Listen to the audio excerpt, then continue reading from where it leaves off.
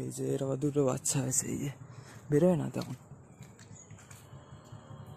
অনেকদিন পরে দেখলাম। আর আমাকে দেখেই পালাচ্ছে। আবার একটা সাদা কালো, একটা ছাই ছাই মতো, দোরা কাটা মতো, সব পালিয়ে গেল ওইদিকে মার কাছে। একটা সামনের দিকে আছে যদিও, দেখি প্রচুর গাছপালা, যাওয়াটাও খুব মুশকিল এইদিকে। এই যে এইখানে থাকে, এই বাড়িটা এখন কেউ থাকে না, এখানে থাকে এরা। লাগলি নেবো না, বললাম না একদিন সে নেবো বলে, তা দেখলাম বাজার থেকে নিয়ে এলাম, সে খেয়াল হয়। তো বন্ধুরা কেমন আছেন সবাই? আশা করি সবাই খুব ভালো আছেন।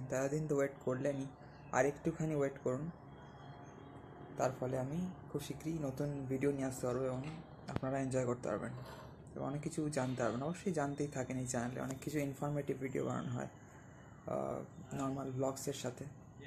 তো সবাইকে বন্ধুরা হরে কৃষ্ণ, রাধে রাধে, নিতাই গৌর সীতানাথ প্রেমানন্দে, হরি হরি বল।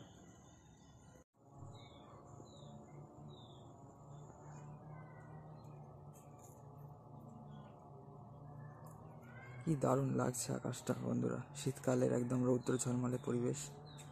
তারপর এইরকম মানে এখান থেকে যখনই ফোকাস আকাশের দিকে যাচ্ছে না, অসাধারণ লাগছে। এবং এই সুন্দর বেশ পরিবেশে দেখতেই পাচ্ছেন কেমন লাগছে আমাদের বাড়ির সামনের এরিয়াটা, একদম পুরো রৌদ্র ঝলমলে পরিবেশ। ও অসাধারণ,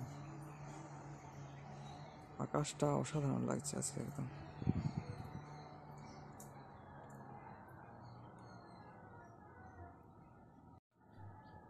এই যে কি সুন্দর ছোট ছোট গোলাপের থোকা, সব গোলাপ ফুল ফুটে রয়েছে।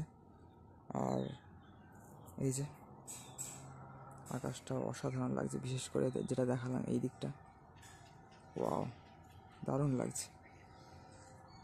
তো এই যে বিড়ালগুলোকে দেখাচ্ছিলাম, ওরা এই ঘরে থাকতো প্রথমে যখন জন্মিয়েছিল, তারপর এখন ওই বাড়ি থাকে, ওখানে কেউ থাকে না যেহেতু, সেহেতু এখন ওরা ওই দিকে থাকে।